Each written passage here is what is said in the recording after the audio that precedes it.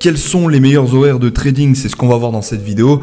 Prenez des notes à chaque fois, je vous répète les mêmes choses, mais c'est très important pour moi que vous assimilez à 100% les informations. Donc c'est parti, quels sont les meilleurs horaires? Écoutez, ça va dépendre de plusieurs facteurs, ok? C'est vraiment une question de choix personnel. Il va falloir essayer comme dans ma vidéo précédente où je vous parlais de backtesting. Il faut tout répertorier, les données du technique, les données de la psychologie, du background, etc. Il y a plein de choses. Et ben, définir ses horaires de trading, c'est la même chose.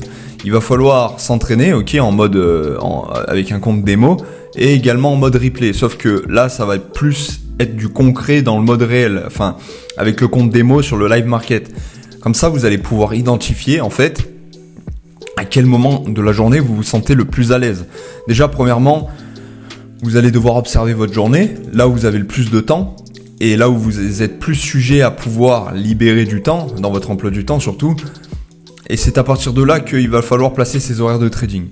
L'erreur à faire, l'erreur à ne pas faire plutôt, ça y est, je commence vraiment à raconter n'importe quoi, comme d'habitude. Mais en soi, ça va pas! Mais c'est juste insupportable! Arrêtez! L'erreur à ne pas faire, c'est justement surtrader et se dire je vais passer 12 heures devant mes graphiques. Et ça, je l'ai fait pendant de nombreux mois et ça m'a apporté au final rien du tout. Ça m'a plutôt pénalisé au niveau de ma progression, vraiment. Donc le mieux, c'est de se dire, ok, maintenant je connais les marchés, je connais un peu ma stratégie. De 8h à 11h, par exemple, je trade. Comme ça, je trade durant la session de Londres, pour les horaires françaises, bien entendu. Là, vous voyez que vous avez un win rate pas très important. Sur du long terme, bien sûr. Hein. Vraiment, va falloir faire ça sur 2-3 mois minimum. Ensuite, vous pouvez trader de 11h à 15h par exemple. Mais faut pas non plus que ça soit 10 heures d'affilée. C'est contre-productif. C'est vraiment contre-productif. Je sais qu'il y en a au niveau des mouvements, ils vont préférer la session de Londres, l'ouverture de Londres, etc. Il y en a, ils vont préférer la session de New York l'après-midi. Bref, ça c'est à vous de voir. Par contre, ce qui va être important, c'est de bien définir ses entrées par rapport au temps. Moi, je dis ça par rapport à ma stratégie. Bien sûr, ceux qui font de l'analyse technique, en fait, par exemple, qui vont attendre une cassure de trendline, etc. Là, on peut pas savoir quand c'est que ça va le faire. Hein. On peut pas savoir. Mais moi qui trade avec les bougies, ok, bah, je sais quand c'est que les bougies se clôturent. Par exemple, si moi je veux prendre de l'achat ici, là, hop, juste là, sur cette bougie, bah, je sais que, bon, là, l'horaire est pas très significatif, mais 1h30, donc en gros, la clôture est à 2h du matin. Et bah, à 2h du matin, je sais que j'aurai un setup en vue. Voilà, je vais juste attendre mon scénario. Tandis que pour les personnes qui font de la pure analyse technique, qui regardent le graphique de manière dézoomée, c'est juste pas possible. C'est juste pas possible. C'est pour ça que c'est dangereux, je trouve. Et vraiment, pour la psychologie, c'est mieux d'avoir des horaires précises. Par exemple, ok, j'attends cette clôture de bougie. Donc je sais quand c'est qu'elle va clôturer, je sais quand c'est que je vais devoir me préparer à me concentrer. Donc là, le plus dur, c'est de respecter justement ces horaires qu'on se définit. Par exemple, si on se définit que 4 heures dans la journée, par exemple de 7h ok, à 11h, hop, bah va falloir respecter ça. Même s'il n'y a pas eu d'opportunité où vous êtes pris de pertes d'affilée dans ce laps de temps, il ne faut pas essayer de compenser justement cette frustration par une session l'après-midi. Par contre, si vous établissez que le marché n'est pas tradable le matin, ok, il faut que ça soit flexible un minimum. Faut pas non plus être frustré à 100%. C'est pas ça que j'essaye de vous transmettre. C'est que si dès votre début de session, vous voyez que le marché il a du mal, etc., eh ben vous fermez les écrans, vous venez pour la session de l'après-midi. Vous choisissez 4 heures dans l'après-midi. Justement, il faut, si vous dites 4 heures par jour, c'est 4 heures par jour. Et je sais que ça peut être compliqué de se prendre 2 pertes durant ces 4 heures, de fermer sa session de trading et regarder le graphique le lendemain à la même période et de voir qu'il y a eu 36 000 opportunités qualitatives après notre session. Maintenant, pour ceux qui traitent de la même manière que moi, je pense à mes élèves par exemple, comment occuper son temps entre chaque clôture de bougie? Par exemple, si on attend des clôtures de 30 minutes, ok, donc là, il va falloir attendre 30 minutes à chaque fois. Ce que je peux vous conseiller, c'est de ne pas faire des tâches qui demandent trop de concentration à côté, ok. je sais pas, écouter un peu de musique, écouter des livres audio, vous pouvez regarder des vidéos sur YouTube. Faites ce qui vous convient le mieux. J'ai pas à vous dire quoi faire parce que moi je sais que par expérience, j'ai voulu faire autre chose en même temps, apprendre l'anglais par exemple. Et ce qui s'est passé, c'est que j'avais oublié que j'avais un setup en vue parce que j'étais tellement concentré dans l'anglais qu'au final j'ai loupé mon horaire. Et 4 minutes après, c'était déjà trop tard. Donc en fait, il faut vraiment être prêt. Faut se dire, ok, limite, faut mettre des réveils en fait. Pendant 15 minutes, 20 minutes, vous décidez de vous relaxer, ok, de respirer, de regarder une petite vidéo comme ça, etc. Ce que vous voulez. Mais il faut se dire qu'ok, à 20, 25, imaginons, bah là c'est c'est ça, 1h30, donc non, elle se clôture à 2h. Donc à 1h50, vous mettez un réveil. Et là, à partir de là, vous restez devant, en fait, focus. Vous préparez votre scénario. Vous posez vos questions. Est-ce que le marché est vraiment tradable ou pas? Hop, 5 minutes avant, c'est pareil, vous êtes prêt. Vous devez être prêt. Dans votre tête, c'est clair, il n'y a plus besoin de se poser de questions. Et là, vous attendez que ça valide votre scénario, tout simplement, et vous exécutez.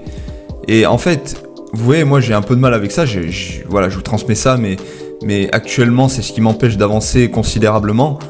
C'est d'exécuter avec de la confiance à 100%.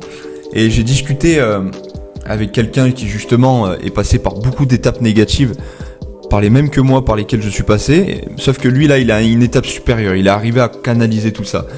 Et ce mec, en fait, il nous dit que pourquoi il est arrivé à faire ça, à exécuter ses trades à l'aveugle, c'est ce qu'il a dit, c'est parce que il sait son setup, il connaît son setup. À chaque fois qu'un setup se présente devant lui, il se rappelle qu'il a vu le même setup pendant son expérience, pendant sa session de backtesting. Et là, il se dit ok, il n'y a pas de souci, je prends mon trade. Peu importe s'il est perdant ou gagnant. Après aussi, il y a une chose que j'ai oublié de préciser, c'est que ça va dépendre des stratégies. Il y en a, ils aiment bien trader les ouvertures de session. Il y en a, ils aiment bien trader aléatoirement grâce à leur stratégie. Il y en a, ils aiment bien trader les sessions asiatiques. Il y a plein de façons différentes. Mais en tout cas, c'est pour ça que moi, je vous parle de ma stratégie. Et d'ailleurs, j'en profite. Alors, avant de faire ma petite annonce, comme vous pouvez le voir dans mes descriptions de vidéos, j'ai bien mis un message d'alerte comme quoi je ne vivais pas encore du trading. Tout simplement parce que ma psychologie n'est pas encore adaptée. Ok, je sais que c'est pas ma psychologie, c'est moi en fait, parce que c'est moi qui ai le contrôle sur ma psychologie. Sauf que j'ai pas encore assez de contrôle, je n'arrive pas à canaliser certaines mauvaises habitudes que j'ai, mais ça va le faire. Je sais que c'est une question de temps et qu'avec la persévérance on fait tout, mais je me dois d'être clair par rapport à ça, parce que j'ai décidé de lancer des coachings payants. Avant, je les faisais gratuits et c'est pas possible, c'est juste pas possible pour moi de me dire. De vous dire dans mes vidéos, venez comment faire 1000 € par jour. Moi j'ai une vie de malade grâce au Forex, alors que c'est pas le cas. Je n'en vis même pas à 100% encore. Vous voyez? Donc maintenant le choix vous appartient de me faire confiance ou pas. Ok. Là vous allez me dire, et je serai d'accord avec vous, que la plupart des entrepreneurs, ils disent bien d'écouter toujours ceux qui ont ce que vous voulez, et moi le premier. D'ailleurs, j'avais fait un réel sur Instagram sur ça, même sur YouTube, sur ma chaîne YouTube d'ailleurs, un short qui disait qu'il faut toujours écouter les personnes qui ont ce que vous voulez. Et là, en l'occurrence, si vous m'écoutez moi, vous vous doutez bien que je pense que votre objectif est plus que ça. Et plus que de connaître une simple stratégie, c'est de vivre du trading et de devenir riche en fait, tout simplement. Or, c'est pas le cas pour moi. Je sais que ça le sera un jour, mais ce n'est pas le cas. Mais déjà, premièrement, pourquoi est-ce que j'ai lancé mes coachings?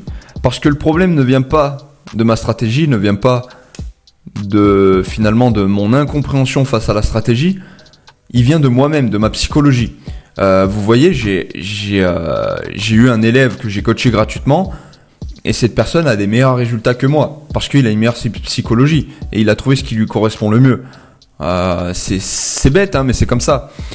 Et vous, si vous décidez d'apprendre ma stratégie, bien évidemment, je vous ferai payer, parce que déjà, premièrement, j'en ai marre d'échanger mon temps gratuitement, contre rien du tout, et ça me fera gagner de l'argent, hein, j'ai pas honte de le dire.